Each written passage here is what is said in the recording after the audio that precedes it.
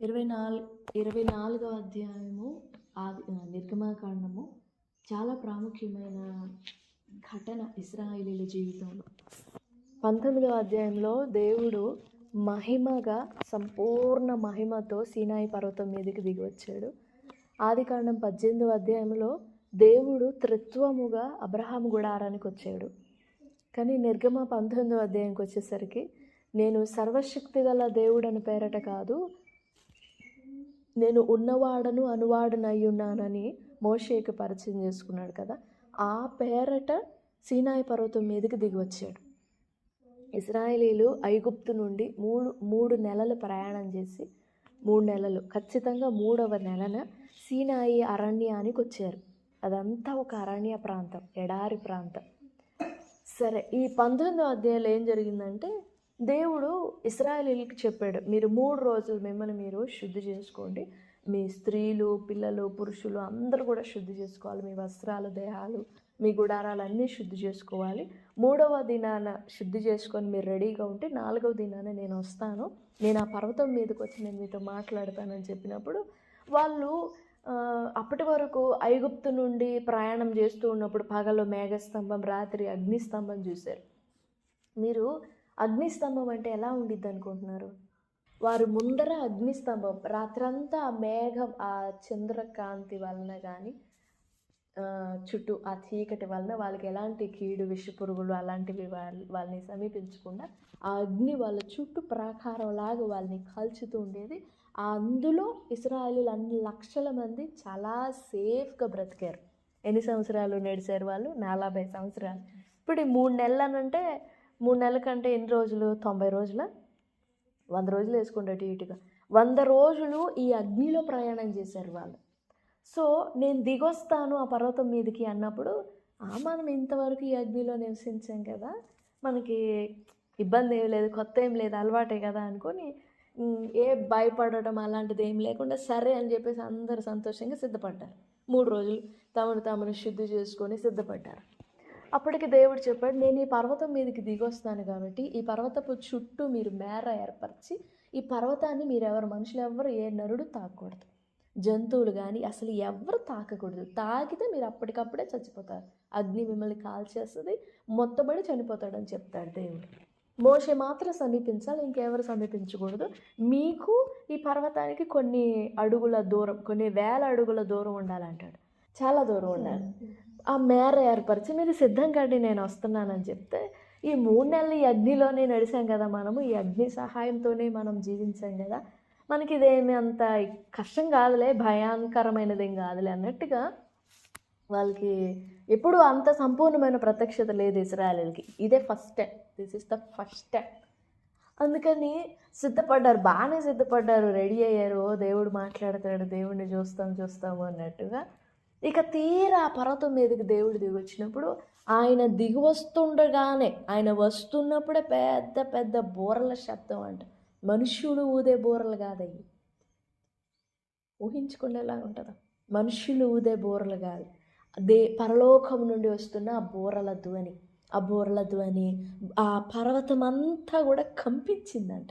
భూకంపం వచ్చినట్టు కదిలిపోయిందంట పర్వతం అంతా, పై నుండి కింద దాకా పొగ ఆవరించిందంట, కొలిమిమయమైన ధూమం అంతటిది పర్వతం అంతా నిండిపోయి ఆ పర్వత శిఖరం మీదకి దేవుడు ఉరుములు, మెరుపులు, ఆ సన్నివేశంతో దేవుడు ఆ పర్వతం మీదకి దిగి వచ్చినప్పటికీ ఉన్న ప్రాణాలు అక్కడే పోయినండి ఇశ్రాయేలీయులకి. ఇంకా వాళ్ళు భయపడిపోయి, మోషే మేము మాట్లాడలేము, మేము చచ్చినట్టు కింద పడిపోయారంట.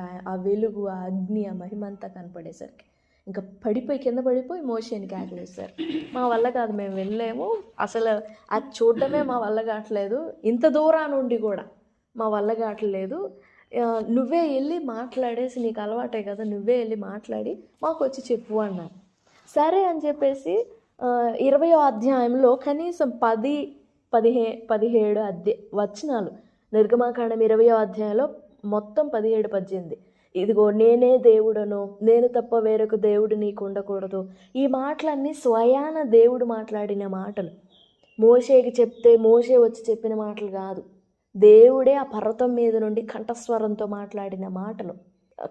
ఆయన నోటితో మాట్లాడిన మాటలు ఆ 20వ అధ్యాయంలో వ్యభిచరించకూడదు, దొంగిలకూడదు, అబద్ధ సాక్ష్యం పలకూడదు, నేను రోషం గల దేవుడిని, ఈ మాటలన్నీ కూడా వేరొక రూపం ఉండకూడదు, పూజించకూడదు, సాగిల పడకూడదు, నమస్కరింపకూడదు, ఇవన్నీ కూడా దేవుడు మాట్లాడినాయి.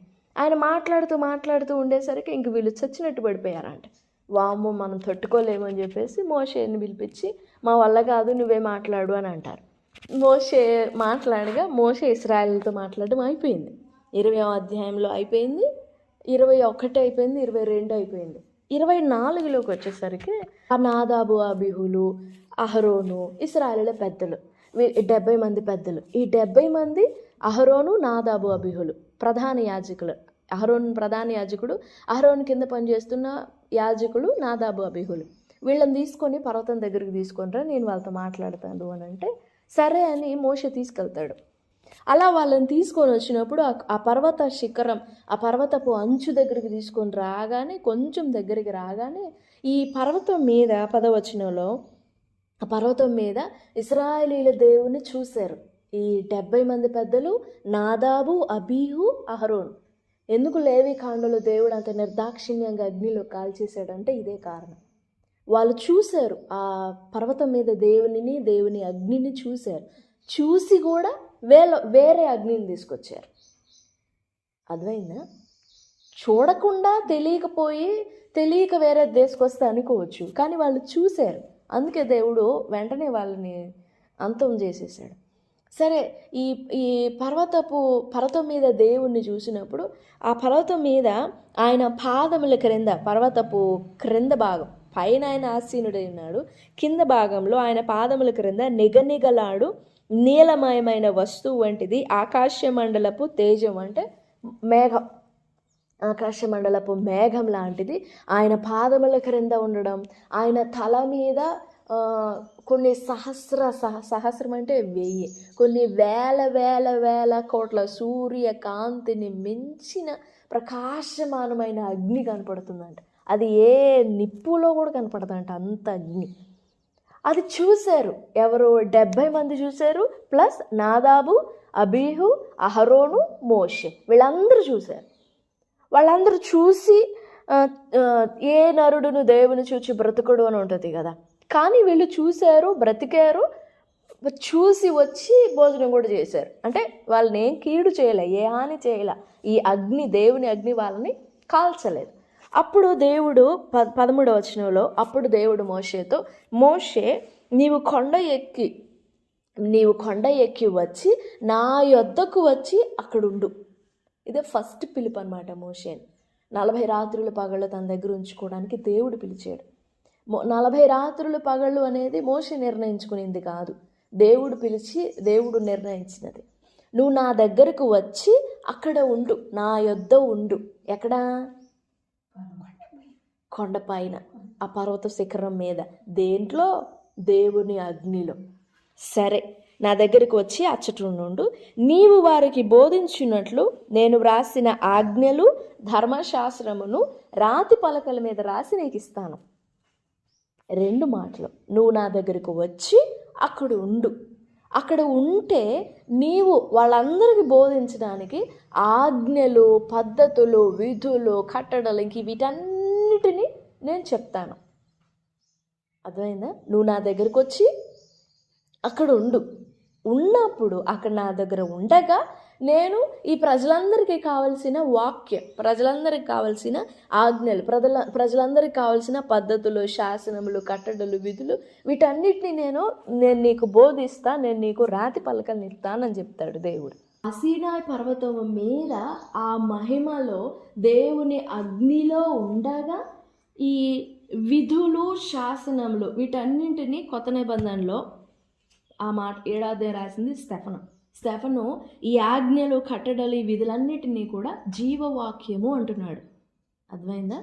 ఈ ఆజ్ఞలు, పద్ధతులు, విధులు, ఈ పరిశుద్ధ నిబంధనలు అన్నింటినీ మొత్తం టోటల్ చేసి జీవవాక్యము అంటున్నాడు. ఇప్పుడు మోషే ఆ పర్వతం మీద ఏం పొందాడు? ఏం తీసుకున్నాడు? జీవవాక్యం. అదే వాక్యం అన్నమాట. అర్థమైందా? వాక్యం. ఇప్పుడు మోషే ఆ పర్వత శిఖరం మీద ఎలా ఉన్నాడు అంటే 24వ అధ్యాయం, నిర్గమాకాండం 24వ అధ్యాయంలో 15 వచనం నుండి 15. మోషే కొండ మీదకి ఎక్కినప్పుడు ఆ మేఘము కొండను కమ్మెను. అదేనా? మోషే కొండ మీదకి ఎక్కినప్పుడు ఆ మేఘం, ఏ మేఘము? 10వ వచనంలో ఇశ్రాయేలీల పెద్దలు చూశారు కదా, ఆ నీలమయమైన ఆకాశ మండలము వంటి తేజం ఒకటి కనపడింది కదా. ఆ మేఘము ఈ పర్వతమంతటిని కమ్మేసిందంట. మోషే ఎక్కడున్నాడు? కొండ మీద ఉన్నాడు. ఇప్పుడు ఆ మేఘం మోషేను కూడా కమ్మిందా? కమ్మింది. మోషేను కూడా కమ్మగా 16 యెహోవా మహిమ సీనాయి కొండ మీద నిలిచింది. ఇప్పుడు మోషే ఎక్కడున్నాడు? మోషే కొండ ఎక్కగా కొండను మేఘం కమ్మింది. మేఘం అంటే పైనుంచి వచ్చిన మేఘం కొండంతటిని కమ్మింది. అందులో మోషే ఉన్నాడు. ఈ మేఘము కమ్మిన తరువాత దేవుని మహిమ, యెహోవా మహిమ వచ్చి ఆ కొండ మీద నిలిచాను. మేఘాన్ని మహిమ కమ్మింది. అర్థమైందా? మేఘాన్ని మహిమ కమ్మింది. ఈ కమ్మి ఉండడం, ఈ మహిమ నిలిచి ఉండడం ఎంతవరకు అని అంటే అదే వచనంలో మేఘము 6 దినములు దానిని కమ్ముకున్నది. ఆ పర్వతాన్ని 6 దినములు కమ్ముకున్నది. ఎన్ని రోజులు? 6 దినాలు. మోషే ఎక్కడున్నాడు? కొండ మీద. మహిమ ఎక్కడుంది? మేఘము కొండ మీద. ఈ మోషే మేఘము చేత కమ్మబడి 6 దినములు అబ్జర్వేషన్లో ఉన్నాడు. ఎన్ని రోజులు? 6 రోజులు. జాగ్రత్తగా గమనించండి. 6 రోజులు అగ్నిమయమైన మహిమ, దేవుని మేఘము ఈ పర్వతమంతా పై నుండి కింద దాకా, పర్వతం ఎంత ఎత్తుతో చెప్పా కదా, ఆ పై నుండి కింద దాకా ఆ మేఘం ఉందంట. ఆ మహిమలో, ఆ మేఘంలో, మేఘం 6 దినములు అట్లా ఎలా చెప్పాలంటే అలా అంటిపట్టేసింది మోషే. అట్లా గ్రిప్లోకి తీసుకొని మేఘము అట్లా పెట్టేసింది మోషే. కమ్మబడిన మోషేని మహిమ వచ్చి కమ్మేసింది. మేఘంతో కమ్మబడిన మోషేని మహిమ వచ్చి కమ్మేసింది. 6 దినములు అయిన తర్వాత మేఘం మహిమలో నుండి 16 వచనం, మేఘం 6 దినములు దాన్ని కమ్ముకొనెను. 7వ దినమున ఆయన ఆ మేఘంలో నుండి మోషేను పిలిచినప్పుడు, అప్పుడు మోషే 18 మోషే ఆ మేఘంలో ప్రవేశించి కొండ మీదికి ఎక్కాడు. ఇంకొంచెం పైకి ఎక్కాడు. టాప్లో ఉన్నాడు కదా దేవుడు, అక్కడికి ఎక్కాడు. ఎక్కుతున్నప్పుడే మేఘం ఆవరించింది, పర్వతం మొత్తాన్ని కమ్మేసింది. 6 దినాలు వెయిట్ చేసి మేఘం కమ్మగానే మహిమ, దేవుని మహిమ వచ్చి ఆ పర్వత శిఖరం మీద ఉండింది. ఆ పర్వత శిఖరం మీద ఉన్న మహిమ అక్కడే ఉన్నది కదా, మొత్తం పర్వతం అంతా కమ్మేస్తుంది. ఇప్పుడు మోషే మీద మేఘం మీద దేవుని అగ్ని మహిమ, దీనంతటిని బయట దూరం నుండి చూస్తున్నారంట ఇశ్రాయేలీయుల పెద్దలు. వాళ్ళకి ఎలా కనపడిందంటే 17వ వచనం, యెహోవా మహిమ ఆ కొండ శిఖరము మీద దహించు అగ్ని వలె ఇశ్రాయేలీల కన్నులకు కనపడింది. ఒకటి పెద్దలే కాదు, ఇశ్రాయేలీలు కూడా ఉన్నారట. ఆ దూరం నుండి చూస్తున్నారంట. వాళ్ళకి ఎట్లా కనపడిందంటే దహించు అగ్నిలా కనపడింది.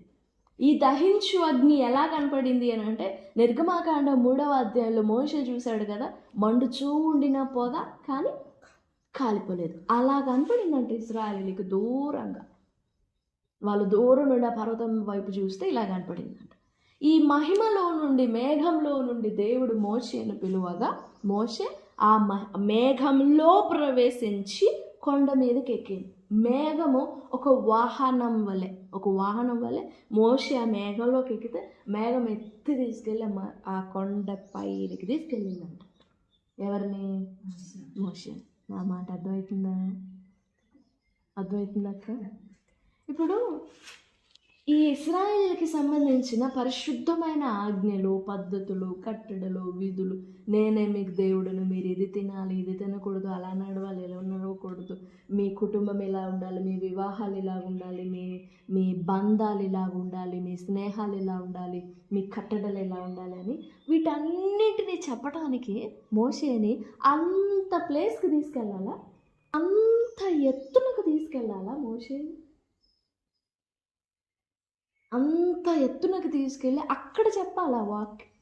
అంటే దేవుని మాట పొందటానికి మనం కూడా దేవుని మహిమలోనికి వెళ్ళాలి.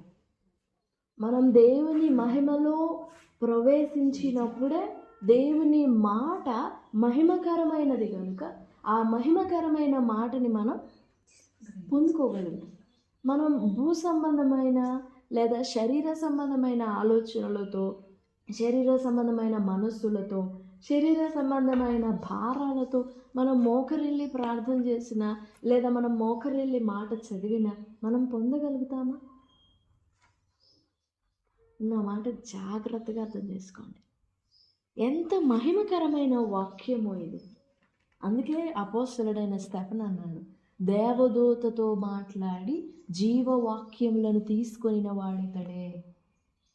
ఆ జీవవాక్యం పొందటానికి, ఆ ఆజ్ఞలు, విధులు, కట్టడాలు పొందడానికి మోషే 6 దినాల అబ్జర్వేషన్లో ఉన్నాడు. దేంట్లో?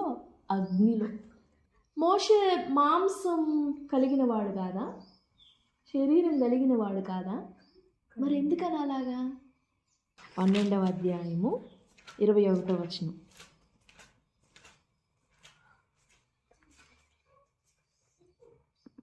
ఇంకా 18వ వచనం నుండి కూడా చదివితే, స్పృశించి తెలుసుకొనదగినట్టు మండుచున్నట్టు కొండకును, అగ్నికిని, కారు మేఘమునకును, గాఢాంధకారమునకును, తుఫానునకును, బూరధ్వనికిని, మాటల ధ్వనికిని మీరు వచ్చి ఉండలేదు.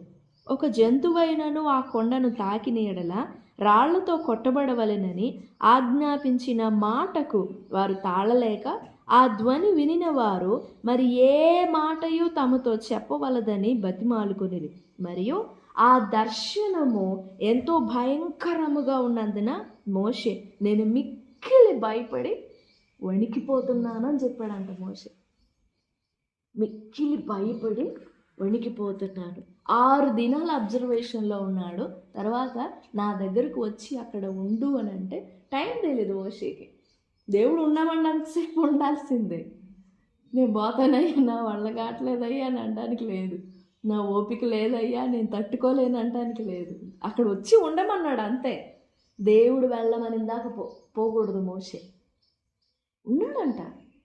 అంత అగ్నిలో 40 పగళ్ళు 40 రాత్రులు దేవుని అగ్నిలో మాట్లాడుతూ ఉంటే ఫస్టే పలకలు ఇస్తాను రా అని తీసుకువెళ్ళి, అవి అక్కడ పలకలు, ఏది అగ్నిలో నుండి ఏర్పడిన పలకలు, ఆ రాతి పలకలు. ఆ రకంగా మోషేతో దేవుడు మాట్లాడుతూ ఉంటే ఈ కింద ఇలా చేస్తారు 32వ అధ్యాయంలో. ఆల్రెడీ మోషే ఆ మహిమలో అగ్నిలో ఉన్నాడు.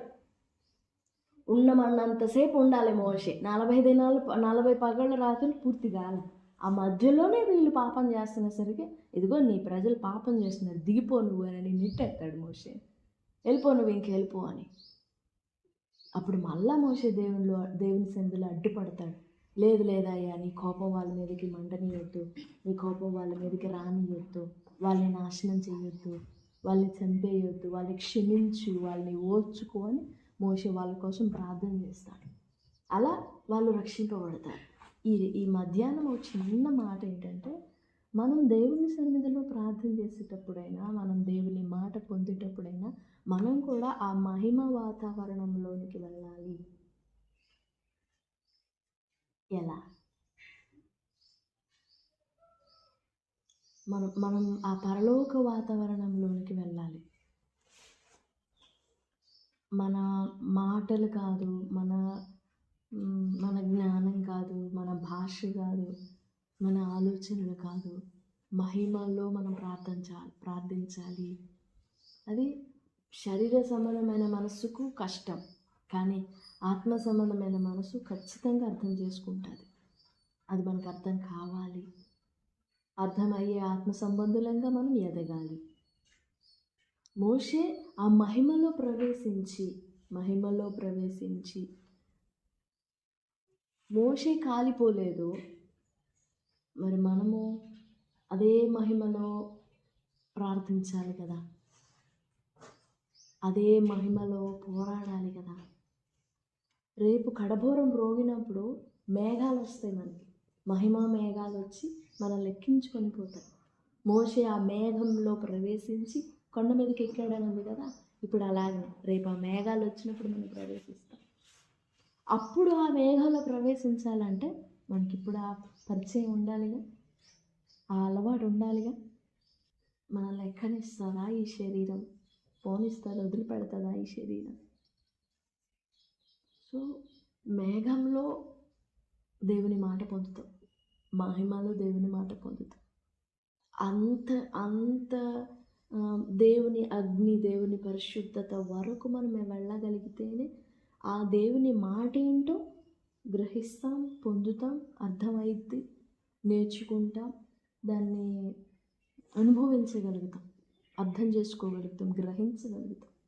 లేకపోతే మనం పొందే మాట దేవుని మాట కాదు, దేవుని మాటగా ఉండదు, బయటనే. ఎందుకంటే దేవుని మాట మహిమకరమైనది. మనం కూడా ఆ మహిమలోనే పొందాలి ఆ మాటని. దేవుడి మాటలన్నీ దీవించుగాక. చిన్న ప్రార్థన చేసుకుందాం.